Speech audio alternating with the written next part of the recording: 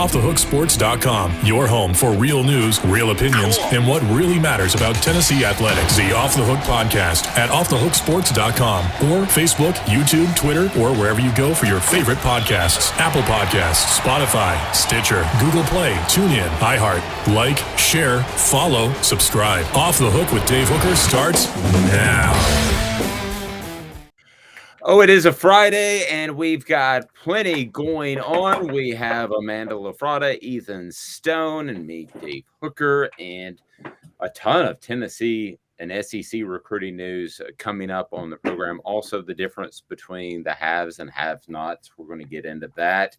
And this Brittany Griner thing is something I know that Amanda wanted to weigh in on, and now I kind of do too after doing a little bit more research. So also on the program, Josh Ward of the Sports Animal, comments from him discussing conference realignment. We're going to get into that a lot. And then John Adams discussing conference realignment. Please hit your like button or subscribe button if you like or want to subscribe to us. We'd love to have you be a part of the growing family.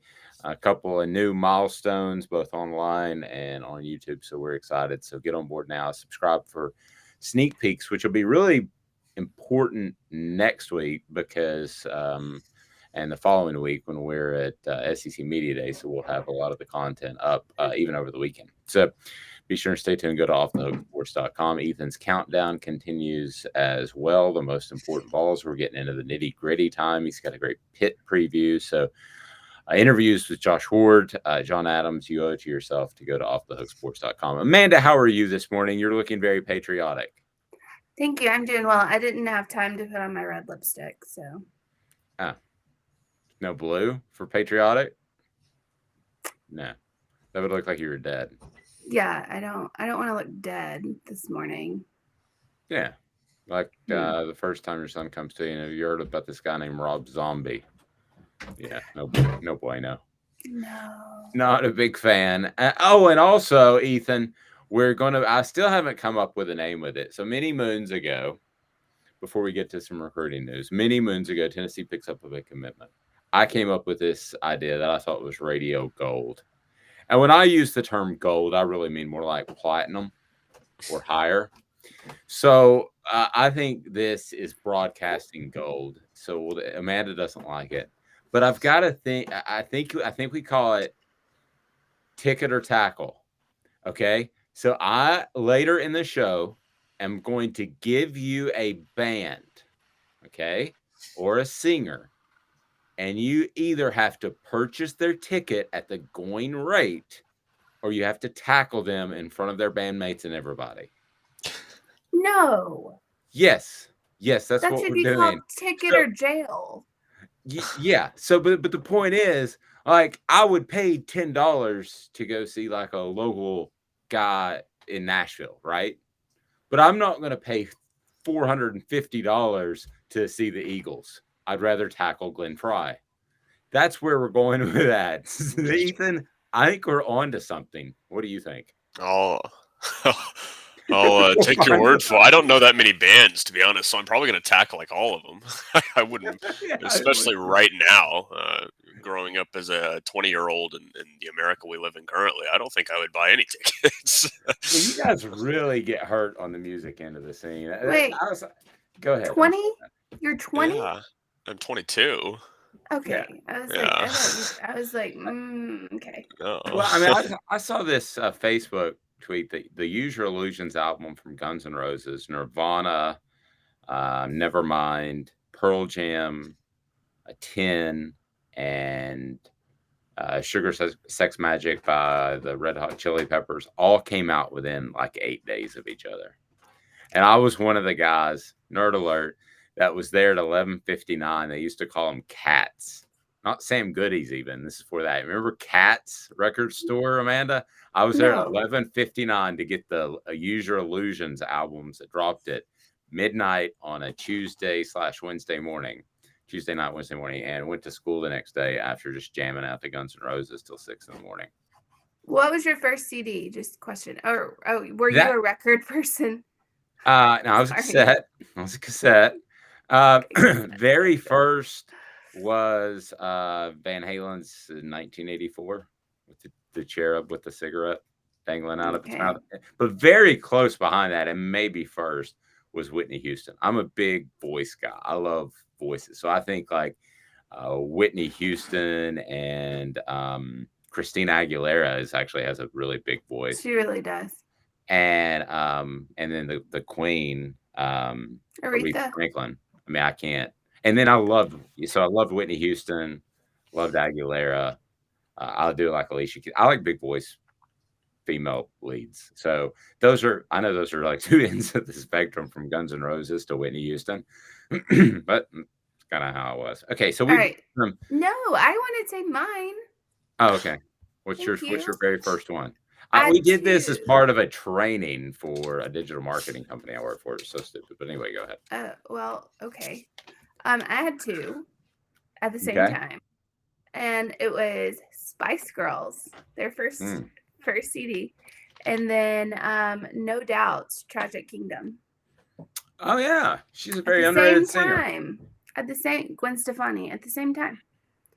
Yeah, I was actually thinking after we met yesterday how there's just some industries where it's really tough to be a woman.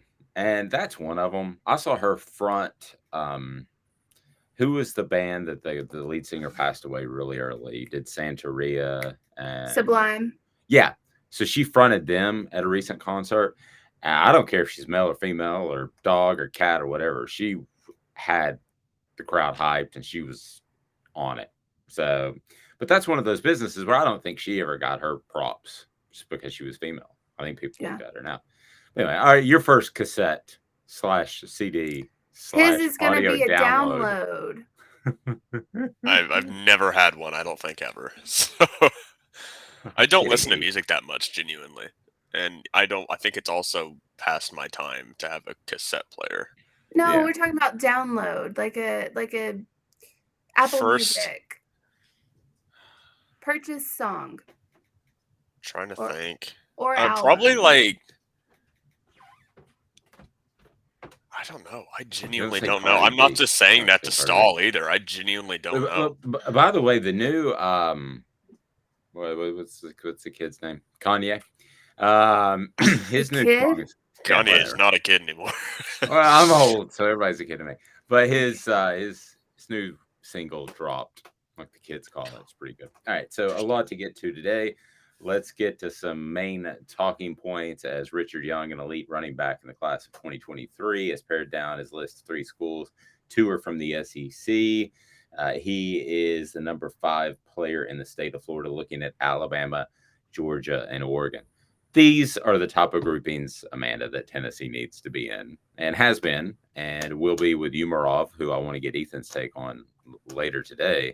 But those are the battles you got to be in. Those are the schools. Those are the type of schools that you got to be in and beat on occasion to go from a 9-10 win program to an 11 or 12 championship level program. I mean, absolutely. But again, I think the stars and all of that get too much. It gets too much credit. I really do. There's so many good, talented 3-stars out there that I think people need to stop getting so hung up on these like big names. Because yes, every once in a while they pan out. And Derrick Henry, he panned out. Let's be honest. He's great. He was great in high school, college, and the NFL. But it's not always the case. And sometimes, like the Josh Jacobs, 3-star, panned out in college and the NFL, clearly. So I think it's one of those things where people have to stop getting so hung up on these star ratings. These people don't know everything. I'm just saying. They don't know everything. True. I used to go to coaches was my go-to. Is he really good enough? I think Tennessee's gotten a bunch of 3-stars that are good fits for its scheme. They do have to win some of these big battles. Ethan, if you can just kind of get us caught up to date in recruiting, the commitment yesterday, and then an announcement by Umarov today. So kind of your thoughts on where Tennessee is in recruiting right now. I don't think they're in incredible great shape. I think they're in good shape. I would venture to say if they get Umarov today, they'll have Shamron Umarov, 4-star offensive lineman from Georgia, Alpharetta, same high school as not same high school, same city as Josh Dobbs. But regardless, if they get Umarov today, they'll have a top 5 class in the 2023 cycle. That is not what was expected of Heupel in year 2. I can tell you that much.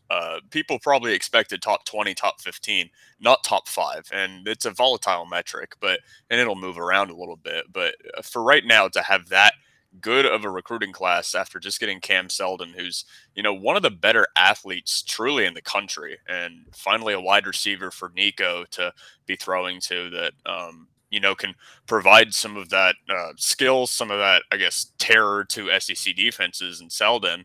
It's good news. It's good news to keep adding these guys, especially considering that it's varied. They got a 4-star wide receiver, a 5-star quarterback, 4-star tight ends, 4-star edge, and maybe, possibly, if Steve Wiltfong is correct, crystal ball for Umarov, and he would be another offensive lineman to add to that, just to that register. And I mean, I think it's fantastic as of right now. I think he's going above and beyond, and he's really getting most of the guys, except for Carnell Tate and Maui Goa. He's getting most of the guys that they've been targeting, and it's kind of like you said. Also, I feel like Tennessee isn't quite in the position right now to be getting these big name 5-star guys. They still got a couple of them, and they are getting the 4-star guys, which is the next step. I mean, if they're not getting those guys, if they're not getting Umarov, if they're not getting Cam Seldon, Ethan Davis, if they're not getting those guys, then you have time to worry. Because while 3-stars, I agree with Amanda, have their potential to shine, the higher volume of the guys that shine are 4 and 5 stars. So to be just adding up on those dudes, some of them are going to be good. There's no way all of them are going to be bad. So I think it's very promising for the future of Tennessee. I agree. I will say this big picture. I think he's done a better job in recruiting than I thought. Now, the NIL money has probably been a factor if you believe those reports, but everybody can use that. So I don't really have an issue with that. But yeah, man, I think he's been a better recruiter than we thought. I think the thing he kind of came in, Amanda, and I had him. I'm not comparing the two, okay? But I had him pegged as the Steve Spurrier type, an offensive mind that really would rather be on the golf course than recruiting. Not that he golfs. I don't know what Josh Heupel does, but Steve Spurrier didn't have to recruit. The kids were in his backyard. They showed up. Everything's good. So I kind of thought Josh Heupel might be that style, but he's getting out there and busting it. And when he adds like guys like he has with Rodney Garner, then he's serious about it. And yeah, he's in play. But I go back to your point with a 3-star. A 3-star doesn't mean he's not going to contribute to your program. No, 54% of the first team All-Americans are 3-stars of 2021. 54%. Just FYI. Yeah. No, I'm with you. So we got Umarov. I just saw where he's going today. Ethan, what time is he supposed to go? And what can you tell us about where he might be leaning? Shamarad Umarov. Yeah, I believe it's at 3:00 today. I'm not sure where. I'm guessing just his personal account. Seldon yesterday was CBS Sports HQ. Tennessee's had a couple of those guys that have been kind of leaning towards doing that on the national airways. But Umarov, I'm not 100% sure. I know he's announcing at 3:00. I think it's between Tennessee and Georgia at the moment. I believe Michigan State and LSU might be the other two. I think Tennessee and Georgia are the front runners, though. Steve Wiltfong, 24/7, said that gave a crystal ball for Tennessee to get him. And so you would think if Tennessee's beating out not just Georgia, but Georgia in their home state, obviously in Alpharetta, it's huge. And it kind of brings up something else I was going to talk about is Heupel. He's doing most of this work outside of the state of Tennessee, if you've noticed. Nico, obviously from California, Cam Seldon from Virginia, Umarov from Georgia, if they can pull him. It's pretty incredible to see that he's just going outside the borders and he's stealing them from these really good schools. Penn State was in the running for Cam Seldon, and they're a great program right now. You can obviously say the same thing for Georgia, for Michigan State, LSU, all those. Fill in the blank.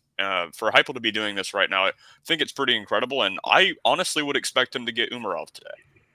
I have a theory of why he's going outside the state more, and to possibly support that, let me ask you, Ethan. So you're 22 years old. What's your first memory of Tennessee football? I know you moved. First memory of Tennessee football is probably, it was like 2005 or 6, LSU in Tennessee. The only reason I remember is because it was my first game. 06. Yeah, '06 when Tennessee beat LSU. LSU was ranked. It was in Neyland. I remember that. No. I don't remember a lot else good. I'll say that much. That was probably the highlight of my Tennessee fandom as a kid. So, Amanda, there's an entire generation of people inside the state of Tennessee. I'm referring to Nashville in particular that are right about recruiting age. Ethan's a little older than that, but that have never seen Tennessee be relevant. Mhm. So I think that's why you go outside the state a little bit more often. I do think you would be hurting yourself long term if you didn't have good recruiting ties in Nashville. And I'm sure they do and will. But yeah, I mean that's a whole state of guys around 20 years old that have never seen you be relevant. You I mean, go ahead, Ethan. Oh, I was gonna say another thing to that. 4 years after that, which is about when these guys would be committing, my probably second most vivid memory of Tennessee football when I was younger is Tennessee losing to Alabama on that field goal, the missed field goal. I Terrence think it was Cody. what Yeah. was it? Was it 9-10, 12-10, and Tennessee could have won by 1 point if they made a field goal. It wasn't a very long field goal either, Yeah. and they miss it. Yeah, that's You know, Lane kind of, and I told him this. I mean, Lane kind of dropped the ball on that one. He had about a minute, about 50 seconds left, and they were on about the 37. He had time to run a couple more plays and get closer. Now, it didn't matter because nobody could block Terrence Cody. So, not even Yeah. one of his, We called not him even, Mount Cody. yeah, not even one of his pectorals.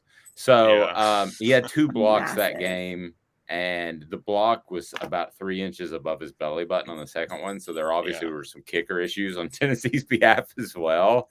It was a recipe for a perfect mess. The news and notes today, some talking points brought to you by the Mattress Place. Check out the Mattress Place. It is right there on Chapman Highway. You are going to love it. The Mattress Place has great reviews on the Better Business Bureau, great reviews on Google. That's because they're great people. Check out Steve. He is a Marine Corps veteran, and we certainly appreciate his service. And 30 to 70% off. No gimmicks. It's just the Mattress Place right there in Chapman Highway. So, as she often does, Amanda got me thinking a little bit yesterday with a tweet she sent my way. And I have been on board the get Brittany Griner back in the United States, no matter what it takes, short of an aircraft carrier. She sent me I'm not some, on that train. sure. FYI. Yeah, and you sent me some things. Brittany Griner has been one that's knelt for the national anthem. She has not been very supportive of her country. And now she asked for her country's help to get out of Russia, where she could be held for up to 10 years. Already been about a year and a half, right? She pled guilty yesterday. Yeah, and that was, from what I've read, just kind of a formality. She was going to have to plead guilty as soon as she could to be part of a prisoner swap, which this is going to come down to. But you had some pretty strong feelings on Brittany Griner, Amanda, and should the U.S. help her after she has not been a very patriotic person? By the way, tune in on YouTube and you can see Amanda's patriotic outfit, even though it's like 5 days late. But anyway, Okay, calm down. We didn't even do a July 4th show, and you can be patriotic on other days. It doesn't have to You just can. be July 4th. And I'm glad you are. I just don't. I don't like.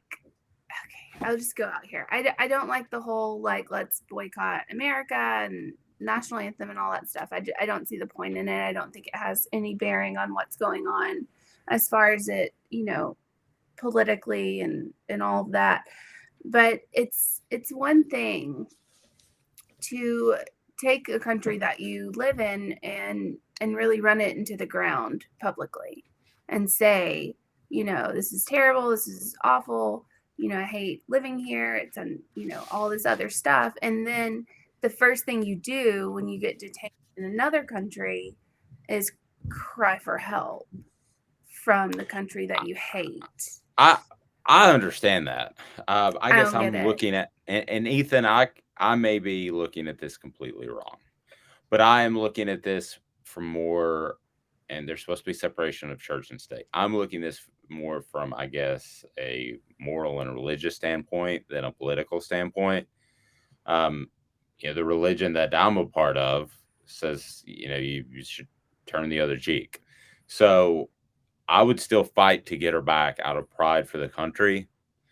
It has nothing to do with whether or not she's been a good American or not, but out of pride for the country, and it's just wrong. I would still fight to get her back. No, But I I do would think Amanda, totally. yeah. I would say But get her back, but it's but there's a difference ironic to between me. bending over totally backwards and maybe having a memo drafted up.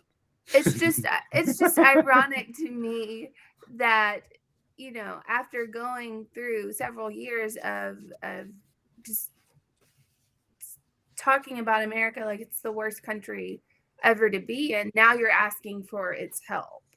Like that's the thing that I don't understand, is it's very ironic that you hate this place, and now when you've gotten yourself into trouble in a different country, now you want the country that you hate to bring you back.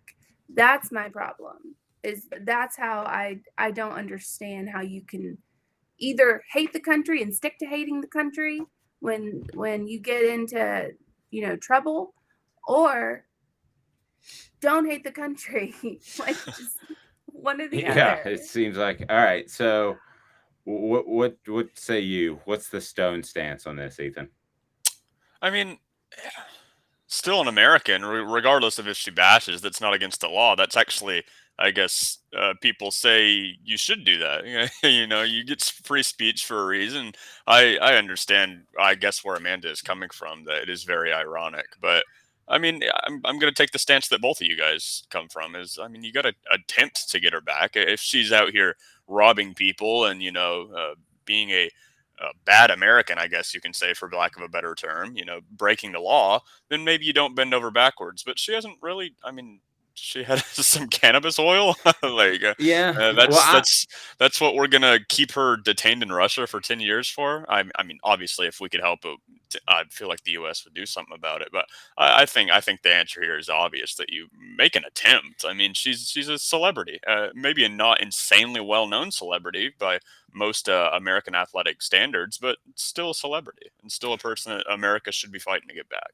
Now's where it gets tough if you're the president or whoever. So Russia has targeted a person that might very well have been involved in the 9/11 attacks, and that's who they want to do a prisoner swap for.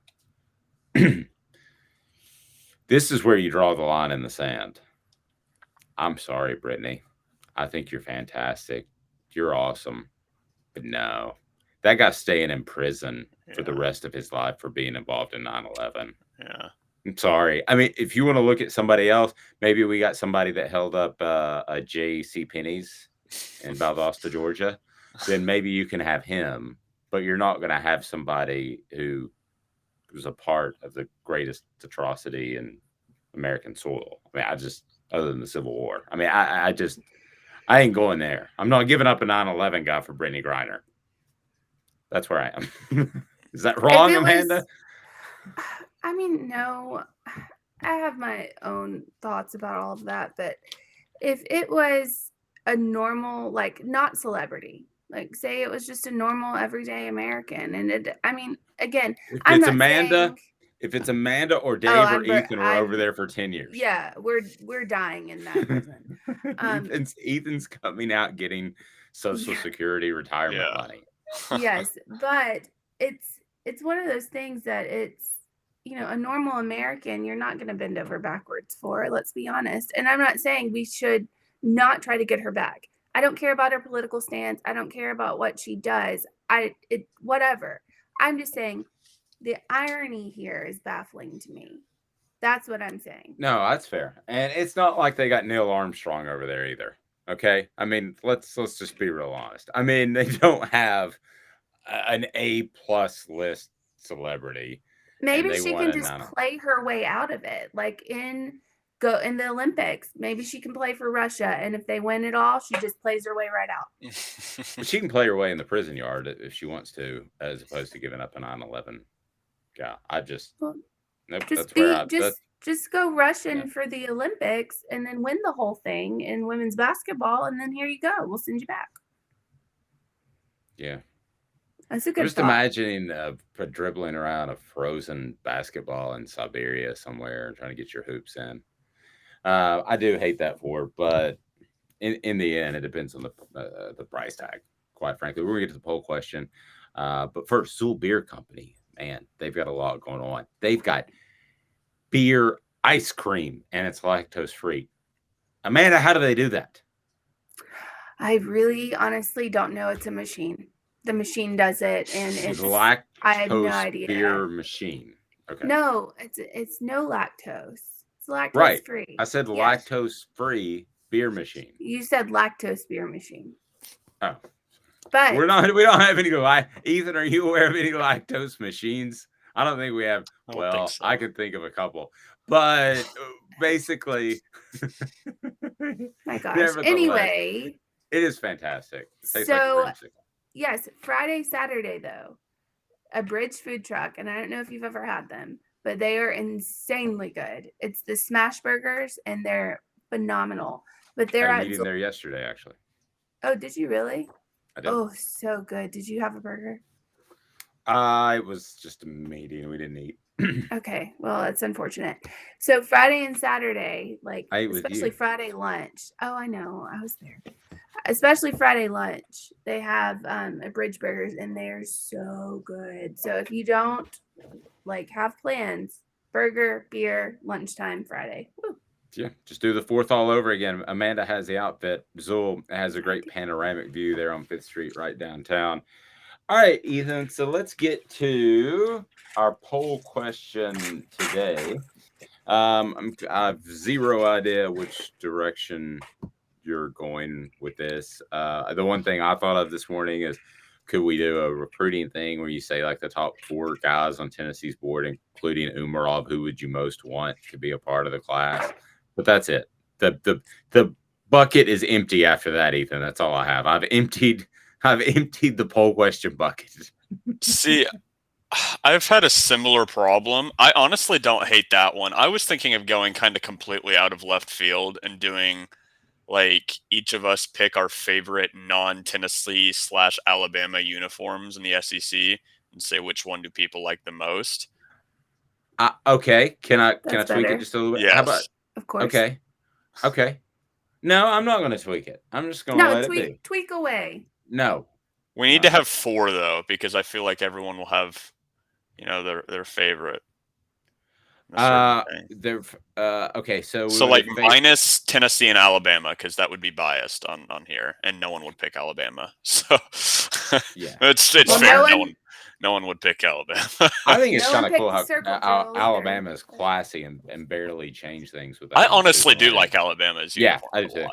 I'm a fan. I don't think any Tennessee fan would vote for it, so I think it would be kind of pointless to add it. Now, are we talking about just the color sets, or are we talking about the uniforms?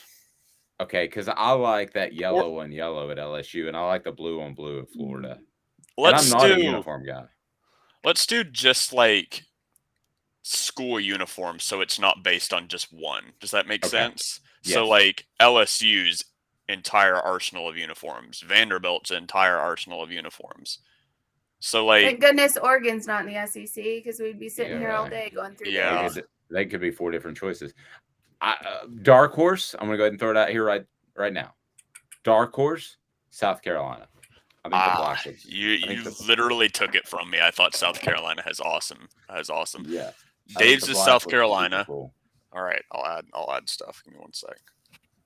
While you're doing that, I reminded you this weekend that Big Orange Philly is a place you need to be. Take your family and go right there in the middle of Halls. It's on Maynardville Pike. So if you're in Maynardville or North Knoxville, you can get there. It's very simple, very easy. And you're going to enjoy Big Orange Phillies because the food is fantastic. Stay for a while with the karaoke, the darts. They've got it all right there at Big Orange Phillies. In the heart of Halls on Maynardville Pike. You will love it. So they bring you the poll question today. So which direction are we going to end up going with? Best jerseys that aren't, let's just do that aren't Tennessee. So that aren't Tennessee. So I will go, it's kind of a tough one. I would go with LSU. I'm going to put LSU in South Carolina. We need 2 more. I would venture to say Texas A&M. I like their jerseys a lot. Some Okay. people. I can roll that. Okay, never mind. I'm changing my pick. Ole Miss. Sorry, just because of the powder blues. It is completely Oh, on I how do much like the for- powder blues. I'm Ole not Miss gonna is lie, going I to be like on that. there. Okay, so we need one more. We have South Carolina, LSU, Ole Miss. Need one more. Well, we're not including Texas and Oklahoma yet, right? Keep Not them yet. out. Yeah, I would go Florida because I think the blue one. I don't think Florida's jerseys in and of themselves are great, but I like the blue and blue. So that's They're what I not. would go. No one's gonna vote for Florida. I kind of do like the Florida one too, though. I I feel like like the people Florida would blue. respect. I don't know. I think I agree with Amanda that people wouldn't pick Florida. People aren't gonna pick Florida or Alabama. Bottom Yeah. line, not gonna happen. Well, you decide on it. Ethan will put it together, and that is today's poll question. You can find it on Twitter. We'll continue to take your votes throughout the day. How did it end yesterday? What did we settle on, and what do we get out of that as a poll question? Brought to you by our friends at Craft Treats. Go to Craft Treats, and Craft Treats has the minor cannabinoids in their CBD treats that increase the benefits of CBD. Perfect for arthritis, other joint-related issues due to anti-inflammatory properties and pain reduction benefits. So you've got to go to crafttreats.com, make your pet and your wallet happy with the discount code that you'll see here. So where did we end up yesterday, Ethan? We got the most votes we have ever gotten, and it overwhelmingly 77% was pregame and running through the tee for the favorite Tennessee tradition. Second place was checkerboards at 14%. Circle drill had pretty much nothing, and Vol walk had pretty close to nothing, 6%. I got ripped for not knowing what the circle drill was, and I played it down. I tried to hide my ignorance yesterday. I don't know what in the world the circle drill is. That's Are sad. you insane? I don't know Circle what drill, it awesome. is. They'll tell me after this. Google it. No, I'm not going to Google it. You explain it to me. I'm not going to also explain it. You have to watch Yes, you it. will. Yes, you will. No. And I go with Georgia. Georgia is my uniform choice. Georgia's a good one. I would picked, replace Florida with Georgia. I've already sent it. Too late. I did Florida. Back in 2 I didn't minutes. even What's get the circle drill? Thing. I thought we were done. Choice. I thought we were done. Okay, back in 2 minutes, Amanda's choice. And what's a circle drill? It's Gary Viles here, Viles Automotive on Callahan Drive. I've been selling cars here in East Tennessee for 27 years. In that time, I've come to realize it's not about the car. It's about you, the customer. So I'm here to take care of you just like family. Good credit, bad credit, you name it, we can get you taken care of. If we don't have it, we can find it for you. We go across the country to get any vehicle that you want. And here at Viles Automotive, we don't believe in fake numbers. We just give you great deals. And as always, we want, we need, and we appreciate your business. Do you want to own the more that owns every job? Then get to Vassy Lawn and Garden in Cleveland and get you a Toro. I'm David Vassy, here to talk to you about Toro. With a Toro Zero Turn, you'll get more out of every minute and you'll reach the finish line faster. At Vassy's, we like to say, no matter if you're mowing 3 acres a week or 11 lawns a day, homeowners and business owners alike find confidence in equipment they can trust from top to bottom. Vassy Lawn and Garden, Highway 60 North in Cleveland. Man alive, it's worth the drive. This is Steve Rain. I own the Midnight Oil and Michelin Tire Direct service station here in Ottawa. It's not a fancy place, never has been, but it's a clean place with clean restrooms and good folks who work here. We sell gas and fix cars, nothing glamorous, but we love what we do, and we're going to keep doing it for a long time to come. There's not many real service stations left, and that's a shame. We're the guys just like the guys back in your hometown. We'll fix your tire, change your oil, and put a new set of Michelins on your car. If you want a Twinkie, you'll just have to keep on going. Thanks for the business.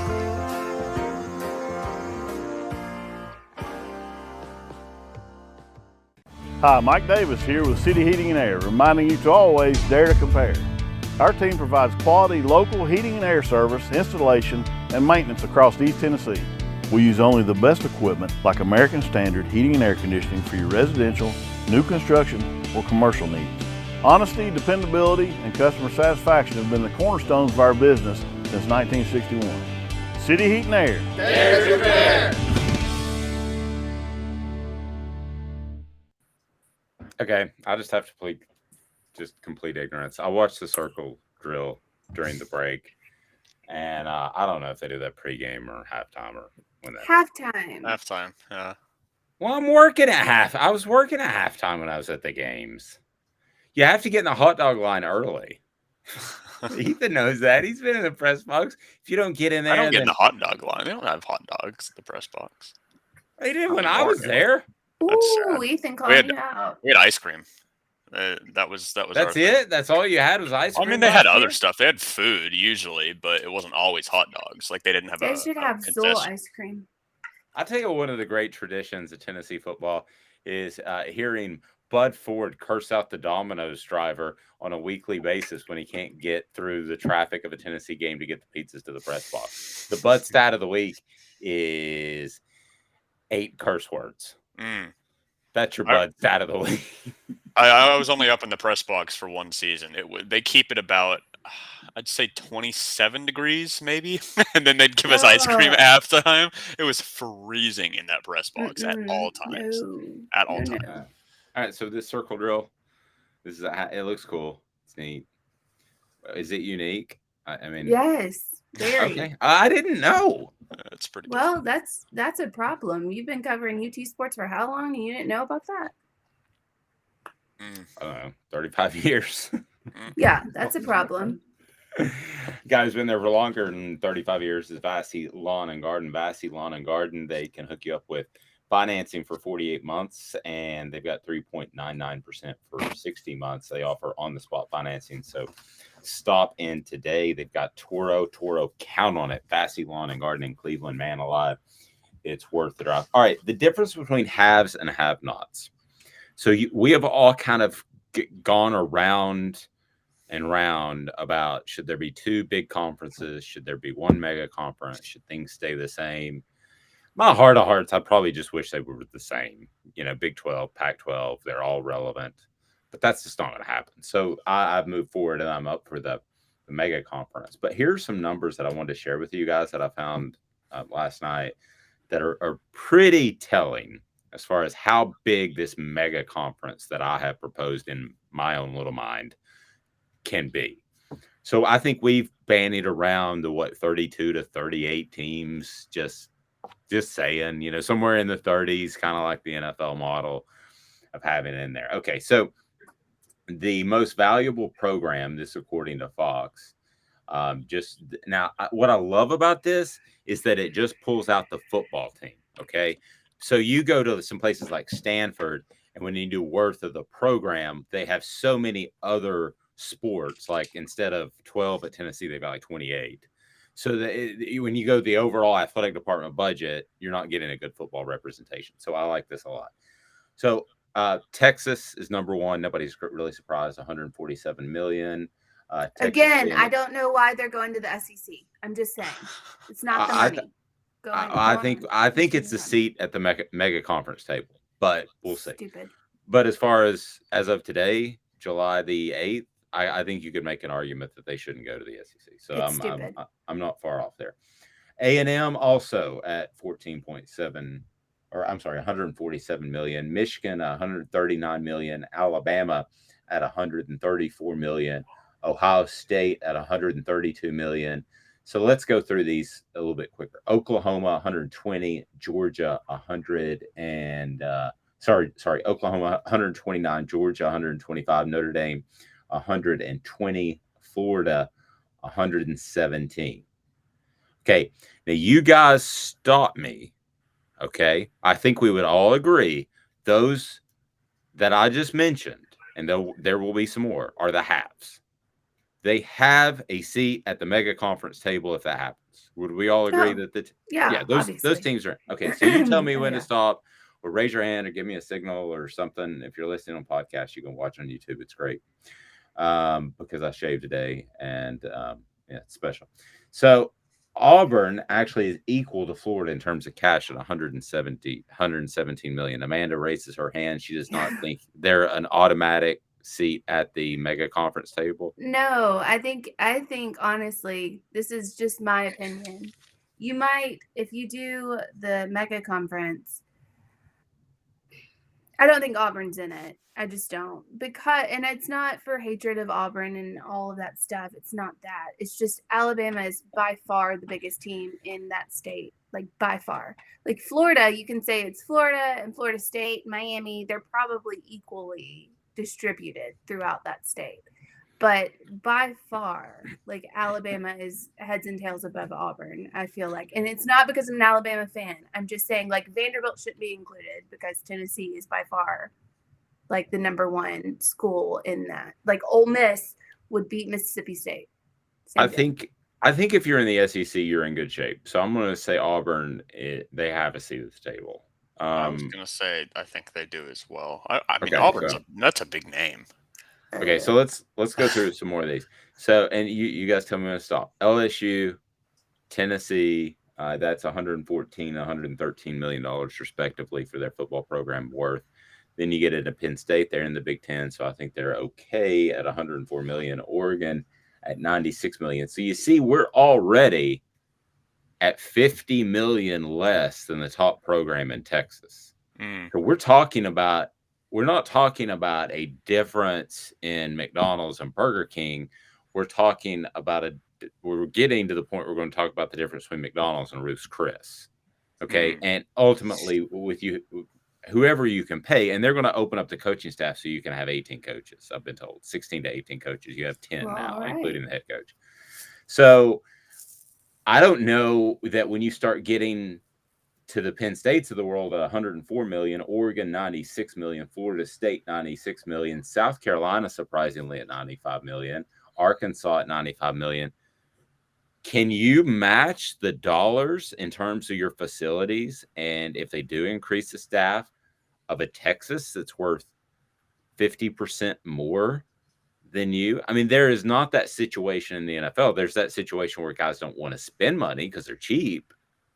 But there's not really very many. Maybe Haslam, maybe Jerry Jones in Cleveland and Dallas, respectively, have the money. They could just stroke a check and they don't have to put it in the fund that holds it in case they were caught with a bunch of masseuses like their employees. But an embargo fund. But that we're talking about, I mean, we're starting to get down to Clemson at 25. They're 77 million. So they're worth half of Texas. So if we build this mega conference, do we immediately think that Clemson can compete with the Texas A&M's, Michigan's, Alabama's that are making 135 million plus?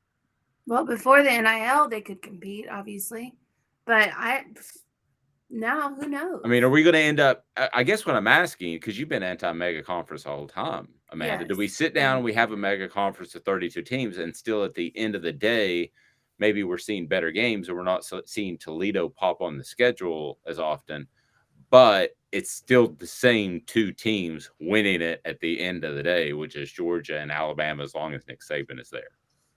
Well, obviously, but the whole mega conference thing, it kills all of these teams, all of these other teams, because you see, like, oh, Clemson like is Troy way down there, but yeah.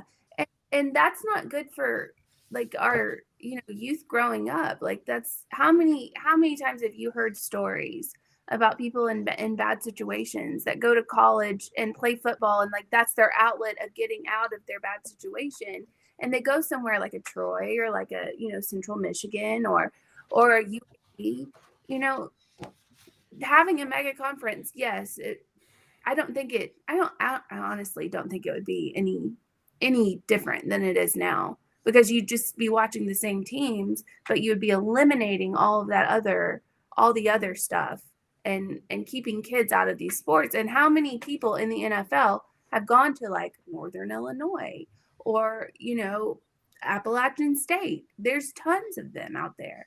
So the whole mega conference thing should die. Well, that being said, even if we have it, I don't think we've cured all ills, was my point in this exercise. I think you still have people that can spend more money. You don't have to spend more money to get the best service at City Heating and Air Conditioning. They have provided East Tennesseans with dependable heating and cooling services for over 50 years. They are incredibly awesome. CityHeatandAir.com. City Heating and Air Conditioning right there in North Knoxville. They will take care of you. So I just don't know that we sit down and we have the mega conference, and this just goes to 25 at Clemson. So do we get down to where a program's valued at 50 million? Well, then they can't count. It's 3 times the money as Texas. I mean, they're not going to be able to go hire an all-star staff of 12 to 14 to 16 people when Texas is bidding on the same guys, Ethan? Yeah, it's going to be difficult. It's really turning into a semi-pro league. It seems like It is. that's just what it is. Is they're doing what Amanda doesn't like and getting rid of the small schools and saying, hey, you can be the New York Yankees if you'd like to. And by the way, just because you're in Texas, no one's going to stop you because you just got a big market. You got a big brand. That's what Texas has. That's what Texas A&M is building right now, and they realize it. It's good for them and not good for a lot of other people. But I feel like that's kind of just a way the world works at the moment. Guys with a lot of stuff like to keep that stuff, and they don't really care about all the other guys. It's all money. We got a cool shout out. I'm not sure that's the same. Yeah, it is. Tony Thompson, running back from way back in the day, gave us a shout out. Yeah, that's pretty cool. Just out of nowhere, Tony Thompson backed up guys like Reggie Cobb and Chuck Webb, and it was like, what are you going to do when they're hurt and thrown off the team for snorting cocaine? And then you turn to Tony. That's what happened. You've brought up cocaine a lot. There's been a lot. Is there something that we need to talk about? No. But he said just out of nowhere, for great UT coverage, including player interviews and much more, go follow my friend Dave Hooker at the Dave Hooker and OTH Sports. Thanks, Tony. We'll just get Tony on. That was how good Tennessee was back then, that you could get to the third string quarterback in the offensive line, third string running back, and the offensive line was so good that he ran for 220 yards, I believe, in his first game. This is back when I was even younger than you, Ethan. This is a long.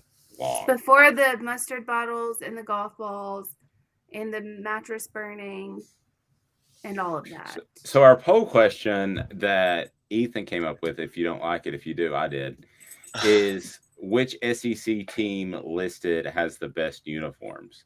So we both thought South Carolina would be the dark horse. They have not received a vote. Neither has Florida. That may be rival bias.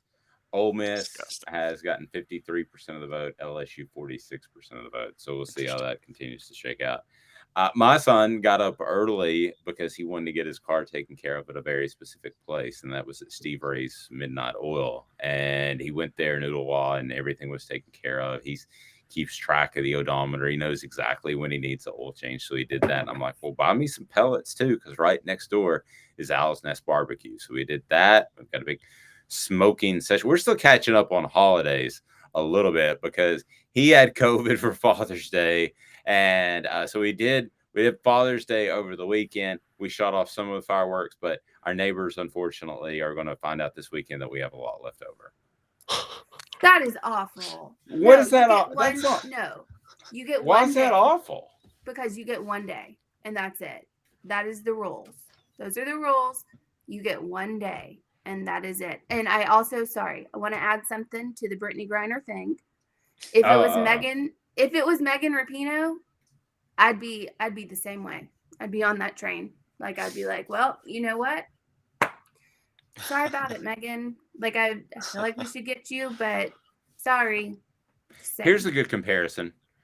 Michael Phelps. Would Tennessee be more aggressive if it were Michael Phelps? That is kind of no. Michael Phelps, the swimmer. I know. You said Tennessee. Would Tennessee be more aggressive? Sorry. Would the U.S. Tennessee doesn't care. Yeah, no, Tennessee's good. Recruiting's going good. So Tennessee, or would the U.S. be more aggressive if it were like a Michael Phelps? Because I consider Michael Phelps kind of a pseudo sports celebrity. He's not in the upper echelon of the Jordans of the world. But would you go get him tomorrow if it were Michael Phelps instead of Brittany Griner? Yes. I think you would. I think you would probably too. Just because of the gold medals, but also I don't know. There's like 80 of them. Yeah, and has he publicly come out and like spoken against the U.S. or no? He has publicly come out and smoking some stuff out of a bong. What is with you and the drugs? This is funny to me. The team that's in the catbird seat as we talk conference realignment back in 2 minutes after this. It'll be comments from John Adams and Josh Ward up next on Off the Hook Sports. Gary Viles here. I want to personally invite you to North Knoxville's newest sports bar and restaurant. It's Big Orange Phillies, located in Black Oak Center. And yes, folks, it's happening in Halls. Big Orange Phillies offers family-friendly environment with homemade meals and the best deli-style subs around. Billiards, darts, jukebox, shuffleboard, and cornhole, and a full bar. We also offer valet parking on weekends and during special events. We even have a covered back patio. It's happening at Big Orange Phillies. We want, we need, and we appreciate your business. Hi, Mike Davis here with City Heating and Air, reminding you to always dare to compare. Our team provides quality local heating and air service, installation, and maintenance across East Tennessee. We use only the best equipment like American Standard heating and air conditioning for your residential, new construction, or commercial needs. Honesty, dependability, and customer satisfaction have been the cornerstones of our business since 1961. City Heat and Air. Dare to compare. This is Al's Dish Barbecue Supply, so come on in and see all the different rubs and sauces we have, plus a complete line of Green Mountain grills. Don't be overwhelmed. We have plenty of help so you can produce the best barbecue and amaze your family and friends. Barbecue is America's food, and we'll do what we can to bring you all the best products. We're Al's Nest Barbecue, where Chattanooga goes to grill.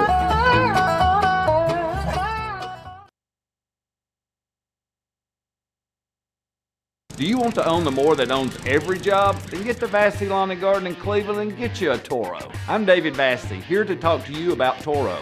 With a Toro Zero Turn, you'll get more out of every minute and you'll reach the finish line faster. At Vassy's, we like to say, no matter if you're mowing 3 acres a week or 11 lawns a day, homeowners and business owners alike find confidence in equipment they can trust from top to bottom. Vassy Lawn and Garden, Highway 60 North in Cleveland. Man alive, it's worth the drive. So who was it, Amanda, that you sent to me yesterday that the Big Ten was after via tweet? It was it's a pretty extensive number of schools, and Virginia is starting to get some play. Are you talking about the SEC one where the 4 teams were going to the SEC? Yeah, sorry, the SEC. Yeah. So That Virginia. I think that's a lie. I think that was so too. I think that was fabricated. So the only source that said that, he was the only one that said it ever the entire day. I waited for other things to happen. He was the only one that said it, Me and too. he I was runs a swimming website. So not exactly sure he's the guy that should be breaking CFB news. I will say the hypothetical. So he's not exactly diving in and getting the good stuff. Oh no. That was great. I will say the hypothetical also was a little bit of a red flag to me the second I saw it, because he had North Carolina talking to the SEC. First off, the SEC is not, negotiating with North Carolina. The SEC, if they want you, they get you. And also, North Carolina would not leave Duke, I don't think. So that immediately I was like, okay, that's a little weird. Yeah, I also thought it was a little weird that Virginia would be his pick over Virginia Tech.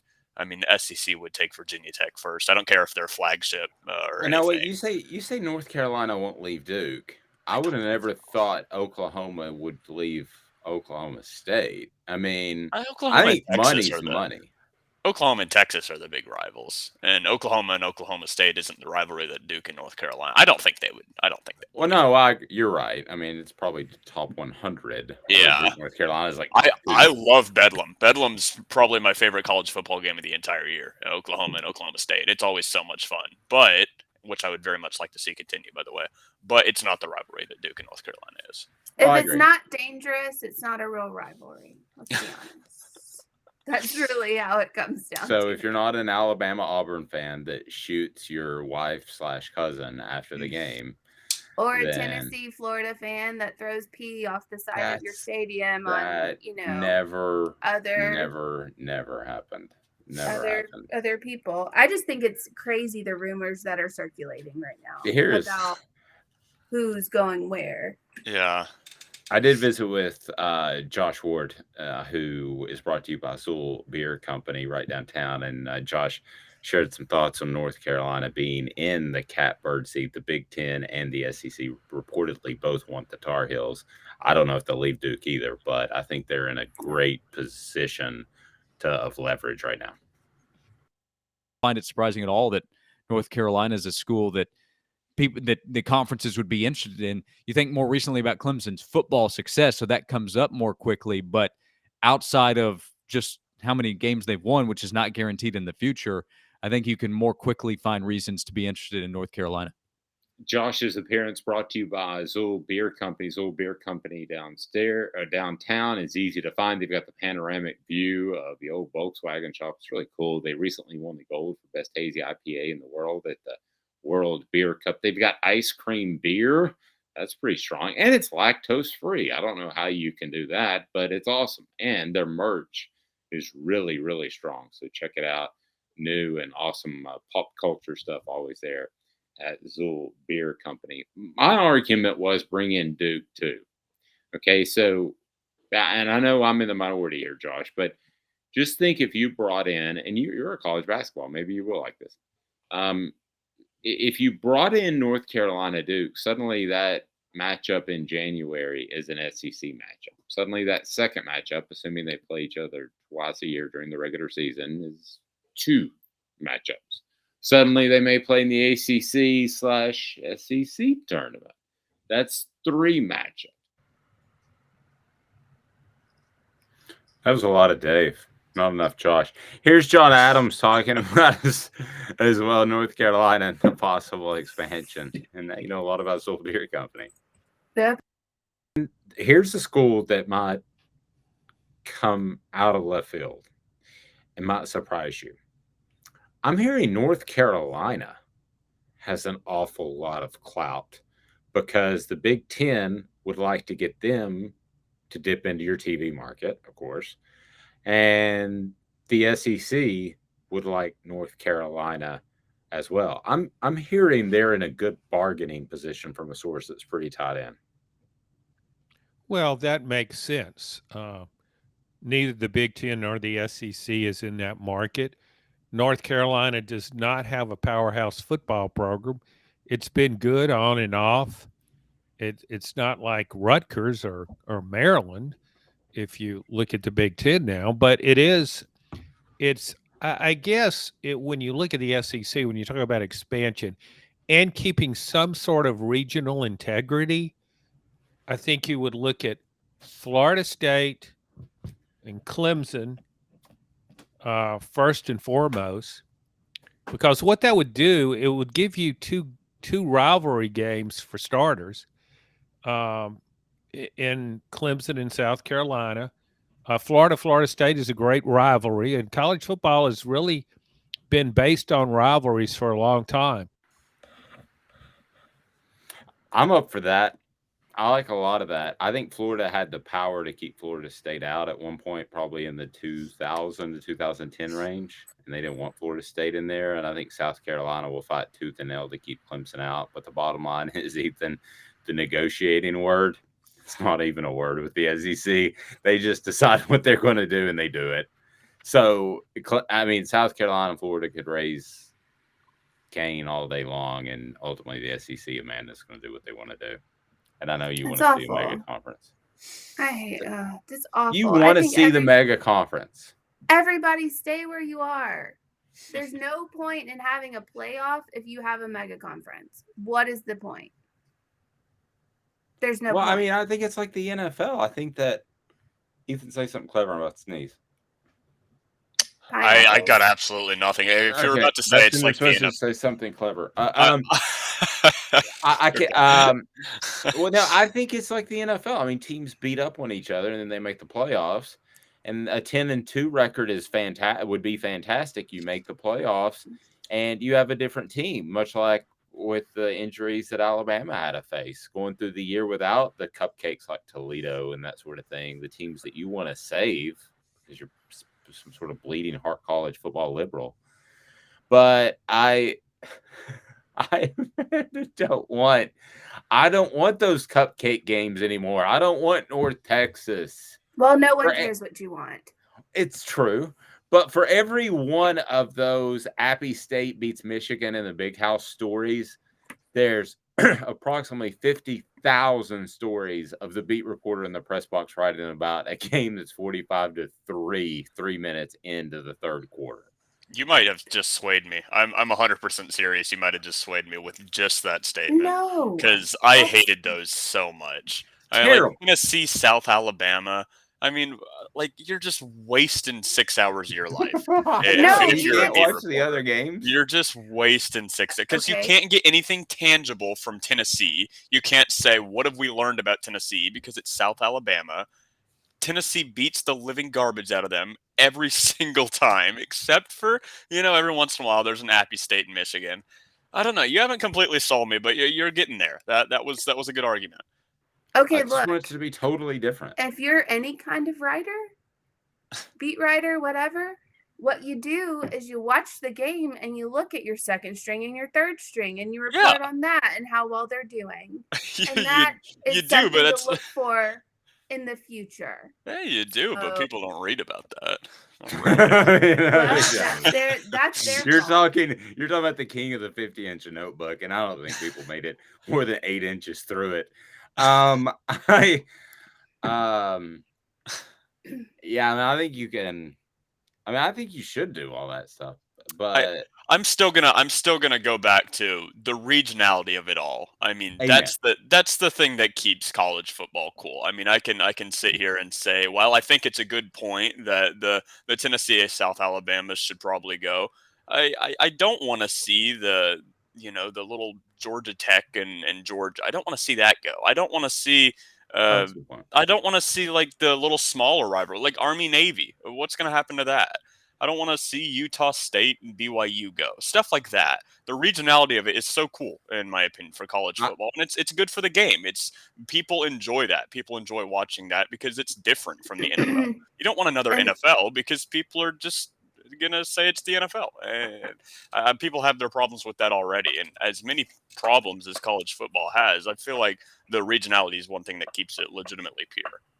Amanda, I agree with everything that Ethan just said. I would take Clemson, Florida State for the regionality over the CEO in me that would say take UCLA, USC because it's like a biggest TV market. Well, the Big Ten doesn't think that way. The Big Ten's all about TV markets. They don't. Yeah, they because don't care. they're stupid.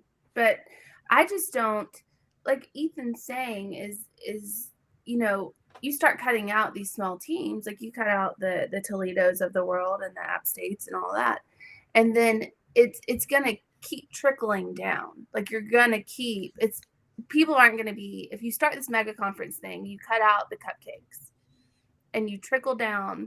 You're going to start cutting out the other teams. The BYUs will go. The Utahs will go.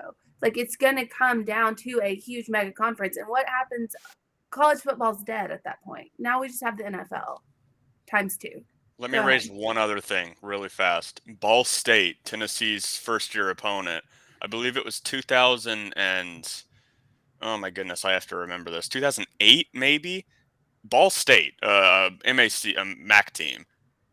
They were ranked number 11 in the country. That's cool. Coastal Carolina last year, or a couple years ago, whenever that was. Coastal Carolina, undefeated team in the top 15. That is going to die, all that stuff. And that's always true. That's one of the coolest things about college football, in my opinion, is the little tiny schools getting their run. And usually they play pretty well in the bowl game. Usually they do. Ethan, I agree. But if I gave you a schedule and I said, Ethan, these are the games that we at Off the Hook Sports need you to cover, and these are the Tennessee games, and it is Alabama, Clemson, Ohio State, Florida State, Michigan, Tennessee, Tennessee, Ole Miss, and I'm giving you 12 games like that. I'm exhausted. If Tennessee goes 10-2, a schedule like that, they're going to make a playoff, of an 18 playoff. If I gave you a schedule like that, you wouldn't turn that down over the Ball States of the world. I mean, maybe you have to travel. I probably wouldn't. I would say I agree with you, but that doesn't mean Coastal Carolina that year, for example, they probably beat one. I can't remember exactly off the top of my head. They beat probably one Power 5 team, and then they just whipped on the rest of their teams.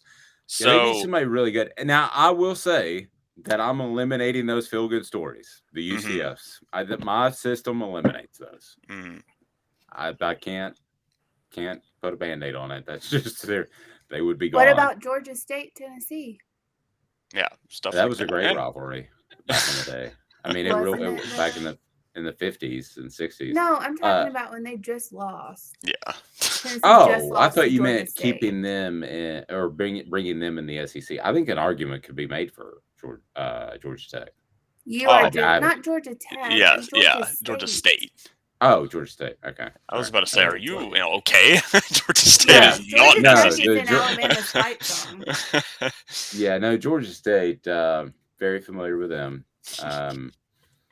They should have beat Auburn last year, and then obviously we all know what happened with Tennessee. But I'll tell you what's going to happen if you go to Vols Automotive Group in Callahan. You're going to have great service, great selection, and they have car repair that is absolutely unbelievable. And they've got the financing that can take care of you. And they're all about integrity, which is really the coolest part. So they bring you today Talking Cruton. We do that. Talking Cruton brought to you by Vols Automotive Group on Callahan. Talking Cruton. Am I right or am I right or am I right? Who's on Tennessee's board? The names you need to know exclusively on Off the Hook Sports with Dave Hooker. Tennessee with a commitment yesterday, and some guy from Denmark about to announce today. Ethan Stone. It's Denmark High School. Yeah, I was about to say. Sounds good. And he does have a European sounding. Yeah. Slavic name. You would definitely believe it. On the 24/7 profile, it says high school Denmark, and you think they mean like the country of Denmark, but yeah, Sham Umarov obviously is the guy we're talking about here, and I'm pretty excited about it. I know a lot of Vols fans should be, because I expect Tennessee to beat out Georgia for it. Obviously, I'm not really a forecaster, so I could be very wrong there. Georgia, the in-state school, we talked about it a little bit earlier. I feel like Georgia was the front runner for the longest time, and now Josh Heupel and Glenn Larby, the offensive line coach in Tennessee, are making themselves a push, and it seems to have worked out. And it's just another dude, another 4-star guy to add to that offensive line where, they say game is won in the trenches, and to add a guy like that, obviously enough of a big enough guy that I think could be really solid for Tennessee. His name is Sham Umarov. He's got to be pretty decent at this whole blocking thing, I would think.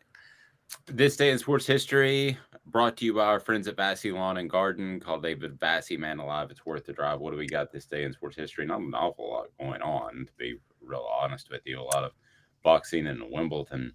Did you find anything tantalizing? I got a big one. If I'm not mistaken, I saw this from the ESPN account, but LeBron James announced he was going to Miami 12 years ago today. Oh, he's taking his talents to South Beach. Yeah. That guy gets. Listen, I know you guys may have strong feelings about him, but the bottom line is he has given like 4,500 kids a scholarship. That is the one thing that he said, though, the way he said it in the whole announcement, that just played entirely poorly. I mean, it did not go over well. Everything else, though, if you stop comparing him to Michael Jordan, which he's not, let's just remove that. Everything else the man's done has been pretty impressive. He has been in the NBA longer than he hasn't been in the NBA. Think about that for a second. That's bizarro. He's getting ready to play with his son in the NBA. I mean, if you just look at that guy from like Mars and you don't know the comparison to Jordan, you're like, that's one of the greatest individuals walking the face of the earth. I agree with that. You're wrong from Mars. I agree with that take. I like LeBron. I'm sick of him being in the league, to be 100% honest. I'm so sick of LeBron, to be 100%. But people give him way too much hate, in my opinion, because like you said, he's a charitable guy, a decent human being, no arrest record. I mean, nothing that athletes that get hate usually get hate for. They just hate him because he's really good. He's the second best player of all time. He runs his mouth and he's third behind Kobe. He runs his mouth. No, like I'm sorry. I'm not and going to that's stand the for that. problem. Yes, Tennessee Kobe recruiting coverage was on that. offthehooksports.com. We'll maybe have Sean Devaney on to talk NBA next week. Have a fantastic weekend, everyone. This has been a presentation of Off the Hook Sports. For Amanda and Ethan, I'm Dave.